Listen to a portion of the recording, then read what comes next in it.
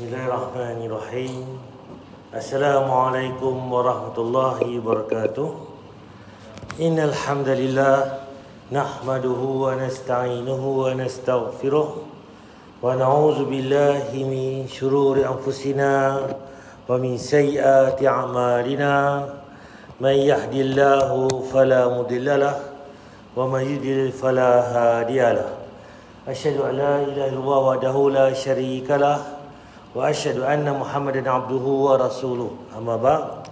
Yang saya hormati Tuan Imam Presiden Terkuasa Masjid Al-Ghafur pada Lati Perlis, tuan-tuan, puan-puan Allah sekalian. Pertama sekali marilah sama-sama kita manjatkan rasa syukur kita pada Allah Subhanahu Wa Taala kerana limpah kurnianya, dengan rahmatnya diberi masa kepada kita, diberi tenaga, diberi kesihatan, dan juga kesempatan pada pagi ini dapat sama-sama kita datang untuk sama-sama kita solat subuh berjemaah dan kita sambung kuliah minggu kita, tuan-tuan. Untuk malam tuan-tuan, hari ini tarikh 29 Disember, nak masuk pun hujung-hujung tahun 2020, dan mana kita pun 2-3 hari lagi 2021 dah. Masa tu cepat. Mai pun hari ni pun 14 Jamadil Awal. Perjalanan jelek, nanti nak masuk Ramadan pula.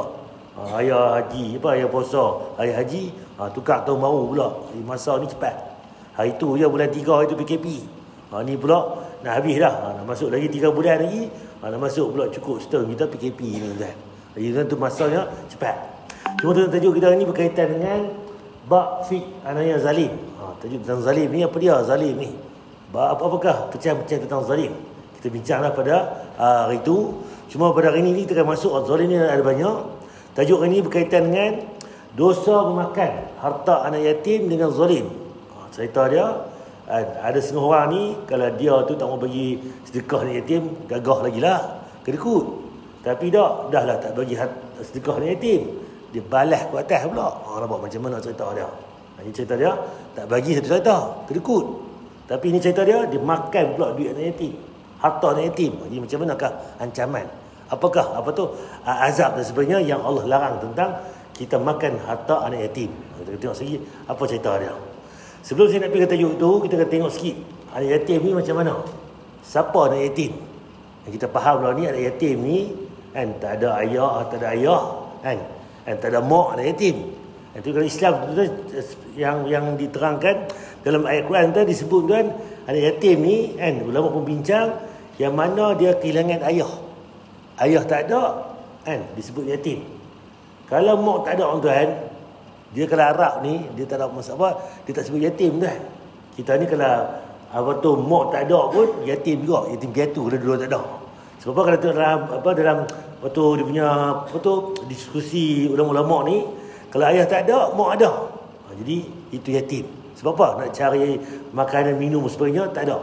Tapi kalau mak tu ada, kalau ayah itu ada, mak tu tak ada, dia masih lagi boleh lagi cari makan untuk mak keluarga dia sebagainya. Jika tak ada dua-dua tu, lagi berat lagi dah. Cuma sebelum saya nak pergi ke tajuk tu, kita tengok sikit apakah cerita dia anak yatim di rumah kita ni. Apa pandangan tentang anak yatim, tuan?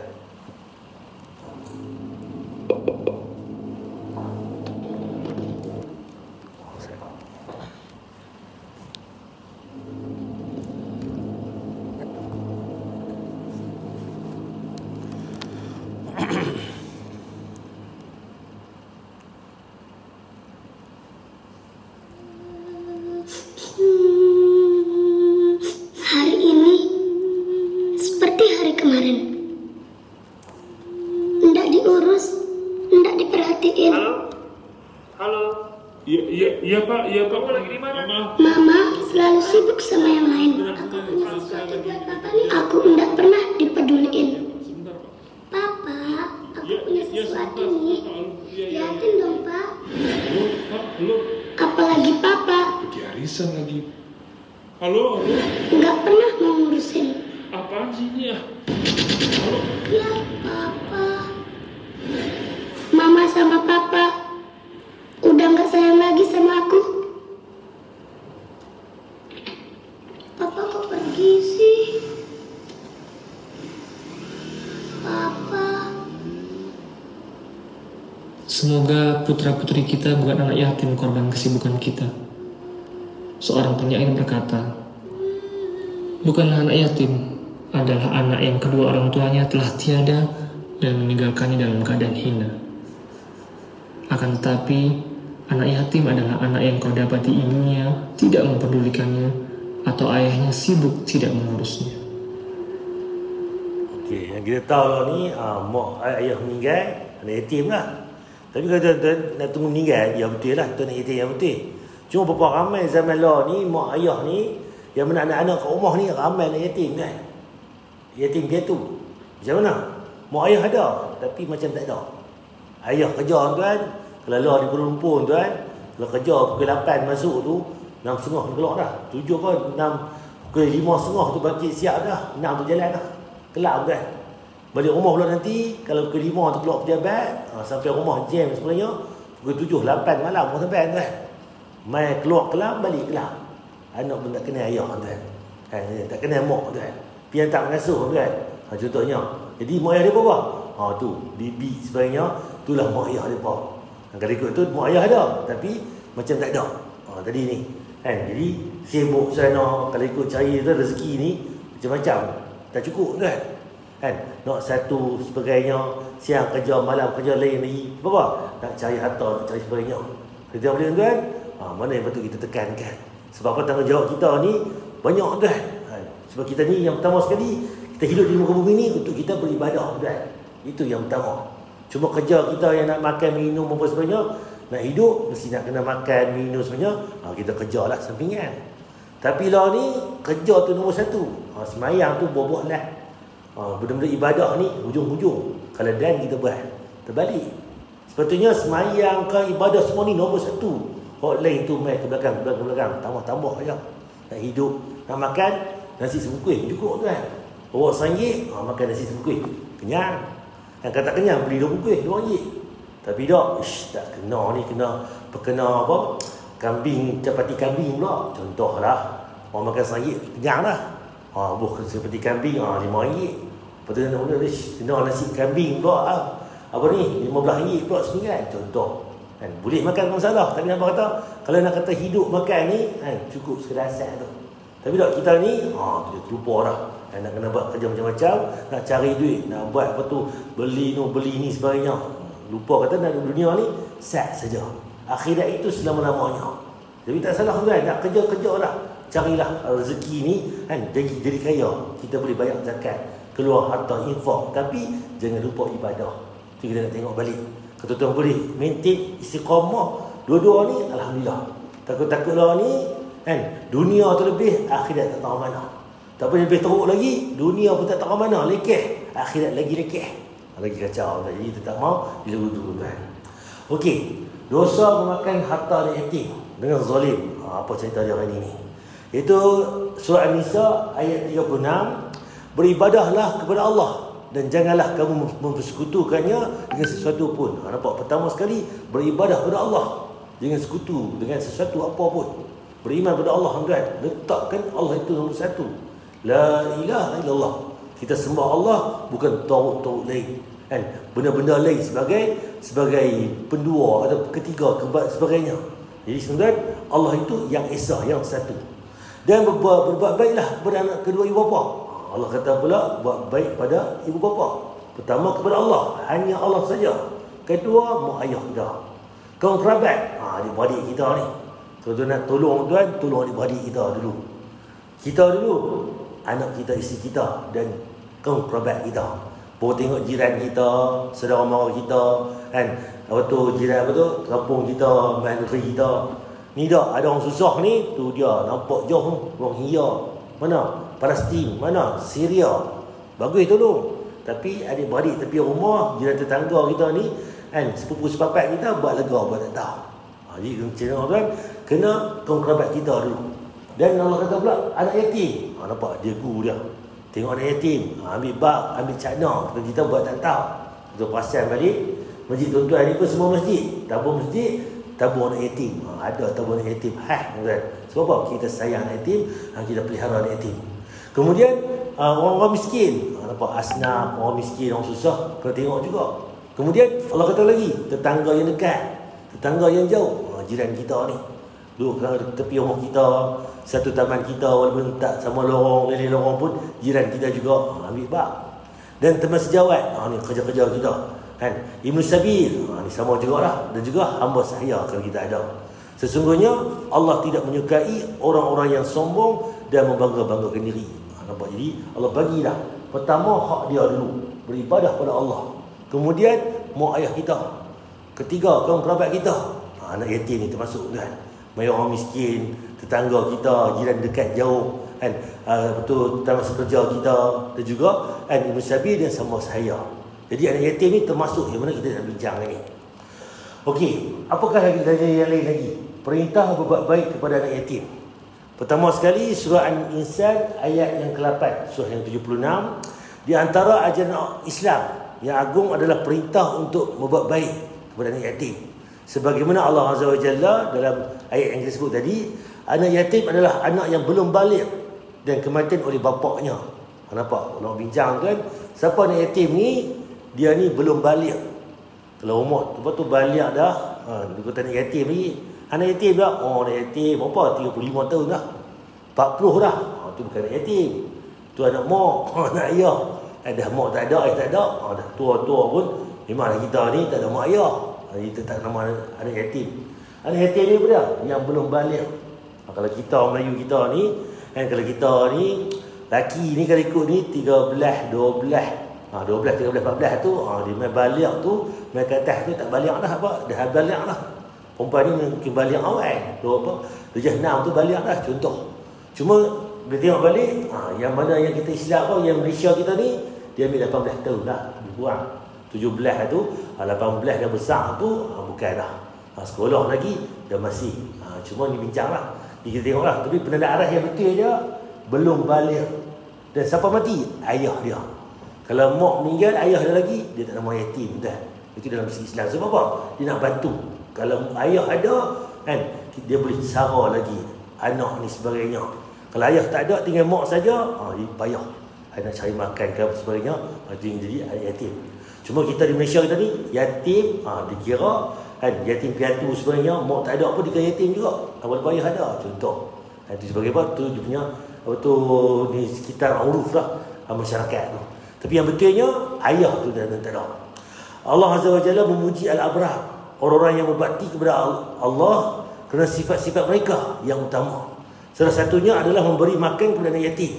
Kan, sebab apa Allah sebut surah Al-Insan ni, dan mereka memberikan makan. Wa yut'imuna at-ta'am, beri makan kepada siapa ni? Kan, makanan yang disukainya kepada anak orang miskin, anak yatim dan orang yang ditawan. Makanan yang kita sedap, yang kita suka tu bagi sama kat depa. Kalau kita makan udang galah tuan-tuan, depa pun udang galah lah sekala. Kan, kambing ke lembu ke apa ke, kita makan sedap-sedap tu banyak sama depa ni. Orang yatim, anak yatim, orang miskin dan juga orang yang ditawan. Itu yang pertama. Yang kedua pula, iaitu surah Al-Fajr ayat 17 hingga 18. Allah Azza wa Jalla mencela orang yang tak peduli dengan yatim. Dalam tadinya Allah suruh jaga tadi, Allah marah tuan, orang yang tak ambil bah, tak ambil cakna. Sesekali tidak demikian. Kalla, sebenarnya kamu tidak memuliakan anak yatim.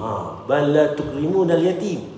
Jadi apa tu, kalla ni sesekali tidak, kan. Sebenarnya kita ni tak ambil bah yatim pun, kata saja jaga anak yatim, tapi doa pun. Dan kamu tidak saling mengajak memberi makan orang miskin. Apa Allah sebut? Apa tu, anak yatim dan juga bagi makan orang miskin. Allah ulang lagi dalam ayat lain. Tadi Allah sebut dah tadi yang pertama, Allah ulang lagi. Jadi Nabi kata, kita ni kena ambil bab, ambil cakna. Kita tabur masjid kita ni. Teringat juga anak yatim ni ada tabur hal. Nanti mai raya ke bila-bila kita bagi pula sumbangan hal untuk anak yatim. Yang masjid, pengurusan masjid yang lain pula. Okey, ayat yang ketiga. Surah Al-Balad ayat 1, surah yang ke-90 ayat 11 hingga 15. Anjuran berbuat baik kepada anak yatim lebih ditekankan jika anak yatim itu merupakan kerabat. Kalau kita tengok anak yatim kan, tiba-tiba anak pak long kita, anak adik kita, anak apa tu abang kita, tolong depa dulu dah. Ni kita ni berada ni. Mana rumah anak yatim Johor, pergi tolong. Anak yatim mana? Anak yatim Pahang, dia semua pergi tolong. Tapi adik-beradik dia, yang anak apa, abang dia, adik dia yang meninggal ni, kan, tak pergi tengok pun. Tak betul dah. Dia mesti tolong kaum kerabat dulu. Dia mesti tengok tuan. Kita pun tengok kita dulu, bukan tengok orang lain. Kita dah clear, kunu anfusakum wa ahlikum nara. Jaga diri kita dulu. Baru ambil tengok anak kita, adik-adik, suami kita, isteri kita, dia berdak neraka. Jadi kita ni dah tengok anak orang, tengok orang lain. Duduk mengata ke orang pula. Tak betul, tak betul. Kita ni, kita ni tak lepas lagi. Anak kita pun tak tengok lagi, isteri kita. Kalau Islam ni, dia mesti tengok kita dulu. Ni keliling kita, adik-adik kita dulu. Kalau yatim tadi siapa dia? Kerabat kita yang ada ni, tolong dulu. So dalilnya, tetapi dia manusia itu tidak menempuh jalan yang mendaki lagi sukar. Tahukah kamu apakah jalan yang mendaki lagi sukar itu? Yang susah itu. Iaitu melepaskan hamba dari perhambaannya atau memberi makan pada hari kelaparan kepada anak yatim yang ada hubungan kerabat. Nampak tuan? Apa tu hubungan siapa dia? Anak yatim yang ada hubungan kerabat. Allah sebut tuan. Siapa dia? Yang mana kita anak yatim ni yang ada hubungan kita. Itu utamakan dulu. Kalau pergi tolong rumah orang anak yatim di luar sana tu, adik-adik kita tak ambil bak pun. Tak betul. Tengok dulu adik-adik kita. Ada anak pak long, pak ngah, pak cik ke, dan bang betul pak su ke, mak su ke. Contoh. Tu dulu kan. Clear tu pun nampak hujah. Itu yang Islam anjurkan.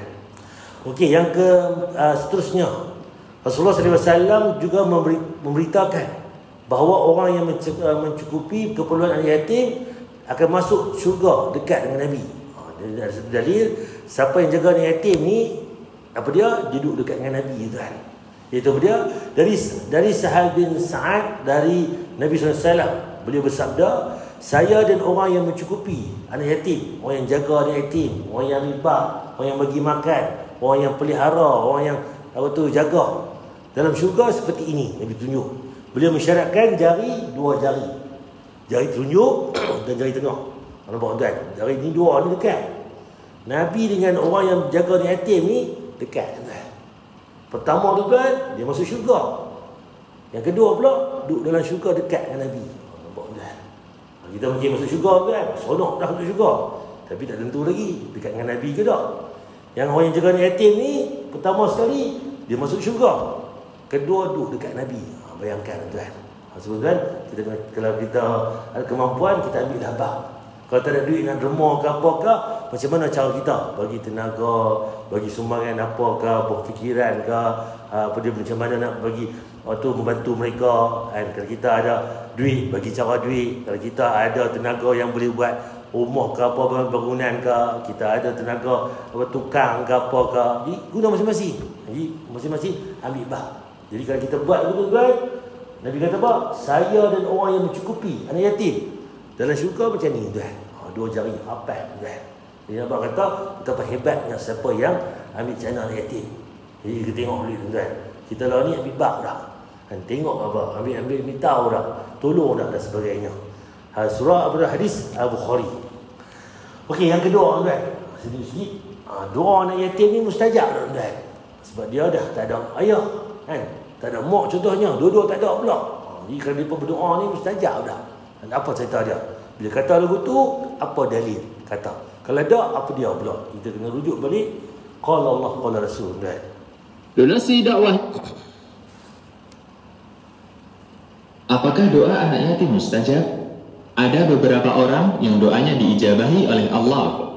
Di antaranya 3 orang yang disebutkan dalam hadis dari Abu Hurairah radhiyallahu anhu. Okey, ada 3 golongan ni yang mana Allah apa tu diijabahi, dikabulkan. Allah perkenan doa itu. Allah kabulkan doa. Siapa dia? Nabi sallallahu alaihi wasallam bersabda, ada 3 orang yang doanya tidak akan tertolak. Imam yang adil, orang yang berpuasa ketika berbuka, dan orang yang dizalimi. Okey, dari yang pertama ni disebut, Nabi sebut 3 jenis orang yang mana kalau dia berdoa saja tak tertolak. Allah angkat, Allah terima doa dia. Malaikat angkat doa ni. Jadi yang pertama, imam yang adil. Imam siapa dia? Pemimpin lah. Kalau masjid ni imam ni pemimpin juga. Pemimpin dalam karya tertentu itu kan. Kalau pemimpin pula yang besar sikit, mungkin wakil rakyat kan, dun ke, parlimen ke, menteri besar ke, siapa ke, contohnya pemimpin. Jadi kalau dia ni buat kerja betul sebagainya kan, tiba-tiba dia dizalimi kan, sebagainya kan. Apa tu dia buat kerja betul tuan kan. Dia berdoa tuan, doa itu mustajab tuan. Sebab apa? Nabi sebut imam yang adil kalau berdoa mustajab. Kedua pula, orang yang berpuasa ketika berbuka. Sepanjang kita puasa tu tuan, doa mustajab. Dan yang mustajab pula ketika nak buka tu tuan, perbanyakkan doa. Kita ada makanan di depan ni, tu kalut dah. Mana cendol, mana lengkong, mana apa soya, buka lebat lagi ni. Nyembang begitu je. Sepatutnya dah dekat buka puasa tu kan, terdekat tu tambah lagi doa tuan. Sebab apa?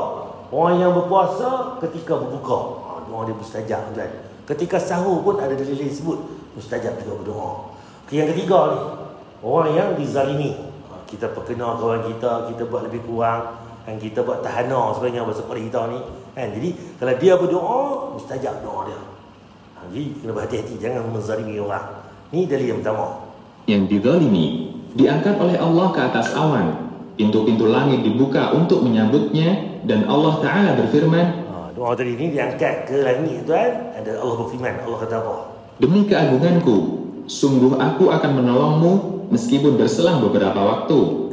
Jadi hadis Tirmizi yang mana disebut oleh Al-Albani, Allah akan berkenan doa kita. Mungkin cepat atau lambat, kemudian dan sebagainya. Jadi Allah akan kabulkan doa. 3 jenis tadi ni. Hadis riwayat Tirmizi dan disahihkan Al-Albani. Termasuk doa orang tua kepada anaknya dan doanya orang yang sedang safar. Jadi yang 3 orang tadi. Yang mana tadi ni dizalimi, doa buka puasa, pemimpin yang adil. Cuma ada dalil lain pula. Yang kedua ni Nabi tambah lagi. Siapa lagi orang yang doa mustajab ni? Iaitu orang tua kepada anak dia dan doa orang yang berjalan safar.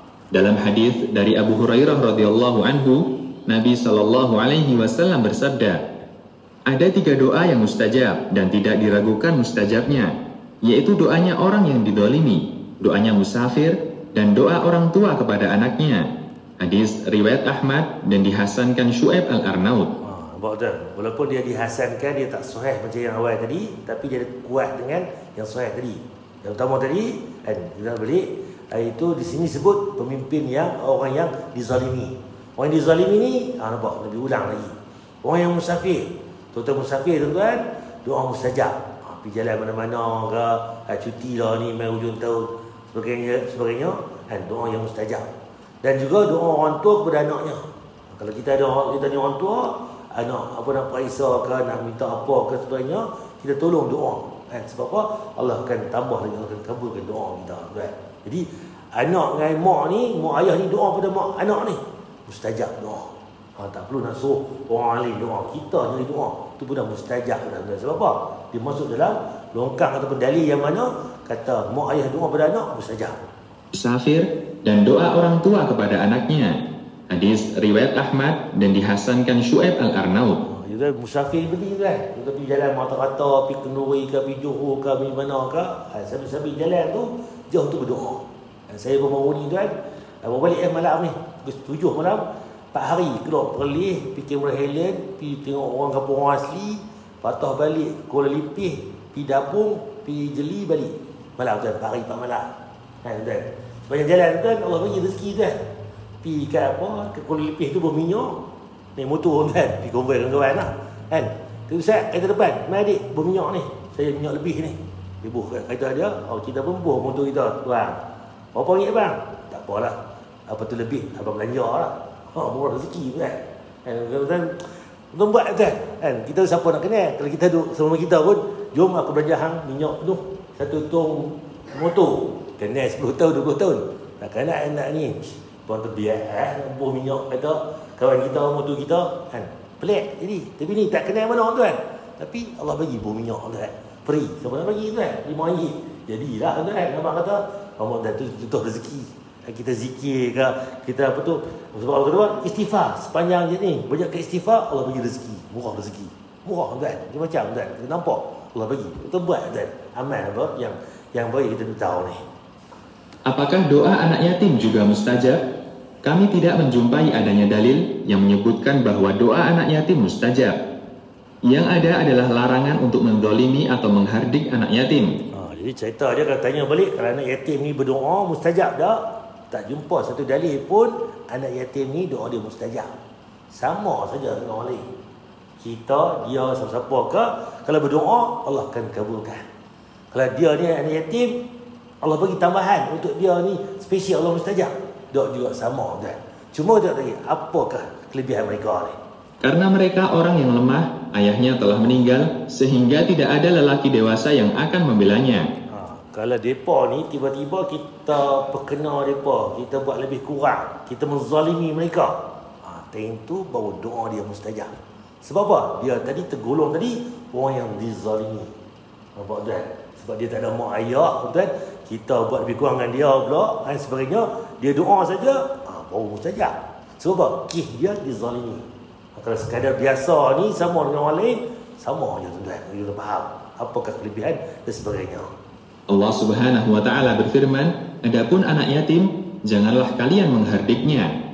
Quran surat Ad-Duha ayat 9. Kita balik nanti cari surat Duha ni, wa Duha wali saja tu ayat 9. Di situ ada satu dalil, adapun anak yatim jangan kita khedik dia, jangan marah dia. Itu ada Nabi larang. Cuma nak abang kata mereka doa mustajab, tak jumpa kan. Nabi sallallahu alaihi wasallam juga memerintahkan agar kita menyayangi anak yatim. Dalam hadis dari Sahal bin Sa'ad radhiyallahu anhu, Nabi sallallahu alaihi wasallam bersabda, "Saya dan orang yang menanggung hidup anak yatim di surga seperti ini." Beliau berisyarat dengan jari telunjuk dan jari tengah dengan sedikit direnggangkan. Hadis Bukhari, Ahmad. Saya dengan orang yang jaga, tanggung anak yatim ni, pelihara, ambil cakna, ambil bak, sebagainya. Dalam syurga nanti kata duduk macam ni. Jari telunjuk dia dengan jari tengah dekat kan. Yang kita sebut tadi ni. Itu ada kan. Hadis riwayat Bukhari dan Ahmad. Demikian Allahu a'lam. Cerita dia doa mereka sama dengan kita juga. Cuma kalau depa ni kita menzalimi mereka, baru dia termasuk dengan orang dizalimi. Dizalimi tak kira ada yatim ke tak nak yatim ke, sama kan. Tapi kalau dia ni anak yatim pula, lagi double dah. Dah dia ni anak yatim, kita hadik dia, marah dia pula. Kita menzalimi dia pula. Dia berdoa saja, keberangkalian doa dia mustajab. Dah tinggi kan. Itu yang kelebihan dia. Okey, kita bisik juga. Larangan menzalimi anak yatim. Macam mana? Selain memerintahkan untuk berbuat baik kepada anak yatim, Islam juga melarang menzalimi anak yatim dengan segala macam bentuknya. Kan? Fa ammal yatima fala taqhar. Sebab itu terhadap anak yatim janganlah kamu berlaku sewenang-wenangnya. Jangan buat lega, jangan buat tak buat lebih kurang sebagainya. Surah Duha wa Duha ni. Itu Mujahid rahimahullah berkata, janganlah kamu merendahkan anak yatim kerana kamu dahulu pun juga anak yatim. Sebab apa? Nabi sendiri pun anak yatim. Kan? Jadi kan bila dia beranak tuan kan, ayah dia dah meninggal kan. Dia pun dah yatim tuan. Jadi Nabi itu yatim. Dan kita pun kita, kamu wahai Muhammad kan, janganlah kamu merendahkan anak yatim. Kamu juga pun anak yatim dulu ni. Nampak tuan? Jadi nak beritahu tuan-tuan, kita kena pelihara anak yatim, jaga anak yatim ni. Al-Fara' dan Al-Jazaj itu berkata, janganlah kamu membuat sewenang-wenang kepada anak yatim dengan menguasai hartanya. Dahlah kita tak bagi harta kat dia, tak ni, kita balas harta dia pula, kuasai, ambil pula harta dia.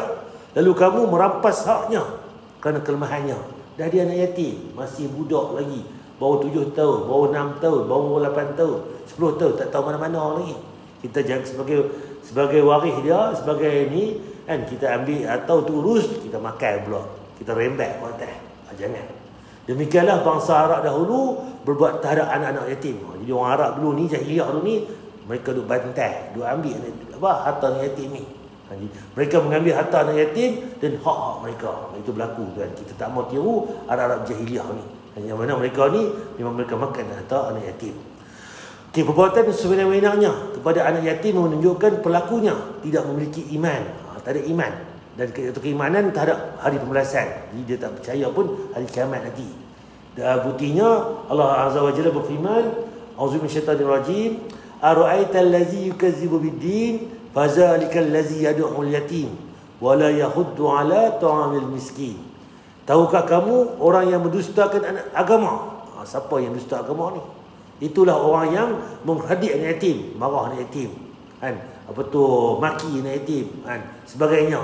Dan tidak menganjurkan memberi makan orang miskin. Anak yatim dia marah, kan? Dia tak ambil bak, dia hina sebagainya. Kemudian tak bagi makan orang miskin. Termasuk yang mana dusta agama ni. Kalau jangan kita nak jadi kita pemegang agama ni, apa tu pertahankan agama, kita kena tengok balik, jaga anak yatim, bagi makan orang miskin dan sebagainya. Itu termasuk dalam yang mana yang kita kena jaga agama kita ni. Surah surah ni kan. Ancaman makan harta anak yatim. Macam mana pula? Ancaman makan harta anak yatim dengan batil dengan salah. Kewajipan wali yatim ataupun penjaga, kata meninggal saja anak abang kita ni sebagai pak long, pak ngah, pak cik ke apa ni kena jaga. Jadi kena jaga, kena urus sebagainya macam mana. Kewajipan wali yatim untuk menguruskannya dan mengurus hartanya dengan sebaik-baiknya. Ketika anak yatim itu telah dewasa dan mampu menguruskan hartanya, kita kena bagi balik harta mereka. Umur 18 dan dah balik dah, tadi dah clear dah boleh urus, kita bagi dah. Ni ayah hang bagi tinggal dulu. Apa dia? Bendang ke, rumah ke, apa ke, harta ke, berniaga ke apa. Bagi kat dia balik. Lagi kalau dia tak besar, balik tadi, dewasa tadi, kita masih jaga lagi. Apa buktinya? Al-An'am dan Al-Isra. Dan janganlah kamu dekati harta anak yatim kecuali dengan cara yang lebih bermanfaat sehingga sampai dewasa. Kalau dia ada harta, kita boleh jaga harta dia tu, urus. Kalau boleh tu bagi tambah lagi. Itu lebih baik dah. Pak dia tinggal 50,000. Ada kedai sebagainya, kita pula bagi jana pula, bagi hidup kedai itu. Sudah 75,000, 80,000, 100,000, 200,000. Itu iya. Bagi manfaat, kembangkan iya.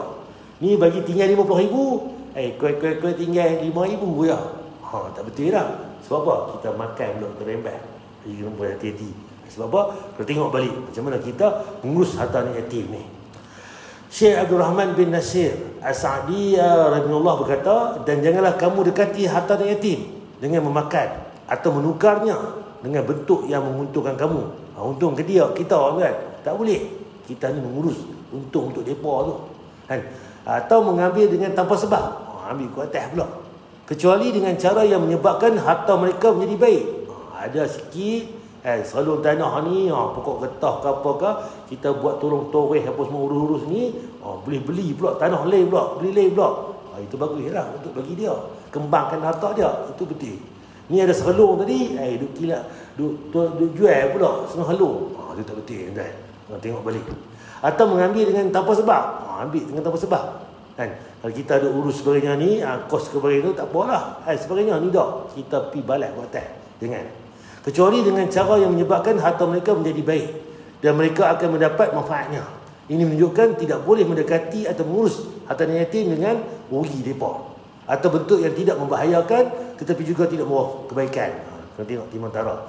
Sehingga bila sampai mereka besar, lurus dah tahu mengatur harta sebagainya, kita bagi balik. Jika dia telah dewasa, maka hartanya diserah padanya. Jika dia tak tahu lagi sebagainya, kita urus, kita awal kan. Firman Allah ini menunjukkan bahawa anak yatim sebelum dewasa dan mampu mengatur harta, dicegah mengurus harta. Walinya yang mengurus hartanya dengan apa? Cara lebih menguntungkan. Dan jadi kita tengok balik lah, kita nak urus ni, bagi untung lagi, bagi maintain istiqamah kan. Sebagainya itu iya. Kalau kita urus sampai rugi balik, termasuk tadi kita membahayakan makan duit anak yatim kan. Oleh kerana itu, barang siapa yang memakan harta anak yatim dengan zalim, ancaman Allah kata neraka kan. Apa dalilnya? Surah An-Nisa ayat 10. Sesungguhnya orang yang memakan harta anak yatim secara zalim, sebenarnya mereka itu menelan api sepenuh perut dia dan mereka akan masuk ke dalam api neraka yang menyala-nyala. Makan duit anak yatim macam makan bara api, telan duduk dalam perut dia. Berbahaya kan. Jadi apa dia akan nanti akhirat nanti masuk dalam api neraka yang menyala-nyala, neraka kan. Dah makan api duduk dalam neraka kan. Jadi itu yang ancaman Allah kepada orang yang menzalimi, yang memakan duit harta anak yatim. Jadi dan last sekali tuan, As-Sa'di rahimahullah berkata, orang yang memakan harta anak yatim secara zalim pada hari kiamat akan halau dengan nyalaan api keluar dari mulutnya. Ada makan api kan. Kalau kita ni keluar, belilah apa yang kita makan tu, bayangkan api. Telinganya, hidungnya dan matanya. Semua orang yang melihatnya akan mengenalnya bahawa dia ni memakan harta anak yatim. Kiamat ni kita boleh tahu. Oh dia ni, siapa dia ni? Oh ni makan harta anak yatim. Sebab apa? muka dia, mata dia, telinga dia semua keluar api buat kan. Dia baca macam ni, siapa yang mana duk minta sedekah tuan, lagi minta duk teh muka. Cakap muka, minta lagi ke orang, minta sedekah. Cakap lah kali, muka pun tak ada kulit. Habis tinggal tulang. Itu orang yang minta sedekah. Rajin minta sedekah, buat nego bisnes apa? Buat cari makan dengan sedekah pula. Jangan. Lagi minta, sekali cakap. 5 kali minta, lagi cakap lah kali, tak ada kulit muka. Itu orang yang minta sedekah. Dia bilang, dia kena kan. Itu akhirat tuan. Jadi, nauzubillah tuan, siapa makan duit anak yatim, mata, telinga, kepala semua ni akan keluar api kan. Nauzubillah min zalik. Jadi kena ambil bak, kena ambil cana tuan, kita pelihara anak yatim. Bukan kita yang berhabis duit anak yatim tuan. Wallahualam seperti dekat ni untuk tajuk ini berkaitan dengan anak yatim ni. Cuma tuan, minggu depan kita sambung nanti berkaitan dengan bab zalim juga, tajuk yang ketiga tuan. Banyak zalim ni. Macam mana zalim yang ada tuan sekitar kita ni. Ada tuan-tuan yang apa untuk tajuk kita hari ni? Berkaitan dengan memakan harta anak yatim ni. Kalau tuan-tuan tak boleh nak jaga sebenarnya, jangan lebih balas ke atas pula. Kita bantulah mereka, tolong mereka bagi duit. Kalau tak ada duit pun kita ambil cana, pergi ziarah, ambil bak sebagainya, sakit demam, mengaji sebagainya. Itu yang kita buat tuan. Allah Allah. Ada tuan tanya kan? Ulang kaji sikit kan? Ada? Saya seperti tadi insya-Allah. Saya duduk dulu. Kita jumpa pula pada minggu depan. Subhanakallahumma wa bihamdika asyhadu an la ilaha illa anta astaghfiruka wa atubu ilaik. Assalamualaikum warahmatullahi wabarakatuh.